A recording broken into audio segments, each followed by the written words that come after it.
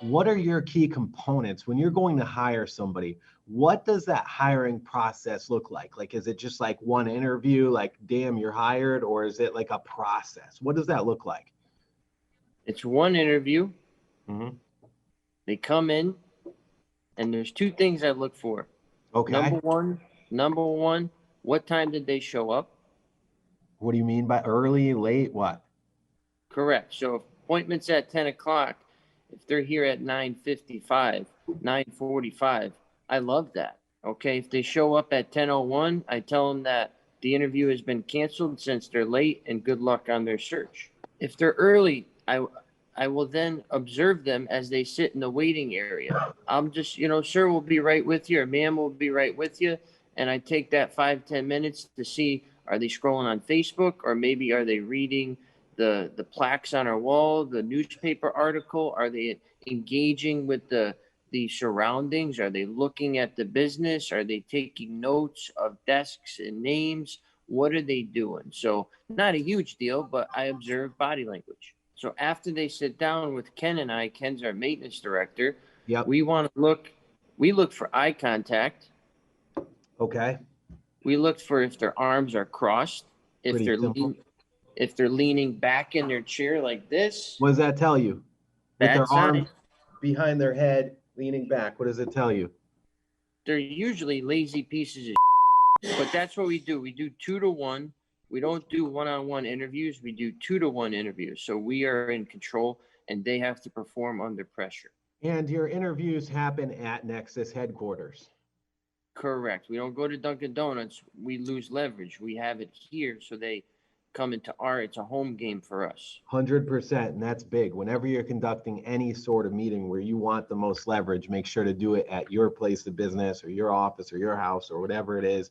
This is Correct. My domain. You're walking into my domain. So here's the DiSpirito team process, and I've learned this over many failures. Number one, Greg, we do a phone interview. We hear them out. We hear, kind of their inflection on the phone. We ask them some questions, keep it super simple. Just kind of see how they are on the phone, because when you're on the phone, you need to be selling. You need to be energetic. You need to be full of life if you're going to be successful in real estate or really any business on the phone. So then after that, we say, hey, you know what? Phone interview went great. We're going to send you over a link. We want you to do a DISC assessment. What that is it's a personality assessment, and it kind of shows us maybe where they would fit in, what type of position they'd be great at, what their strengths are, what their weaknesses are. And then we do a social media review. We stalk them on social media because we want to see their true colors. We don't want to hire some guy that's out partying all weekend, every weekend. It comes into work, total mess. So then we do an in-person interview the first time they come in. Now, when they come in, I'm looking for some stuff too, Greg.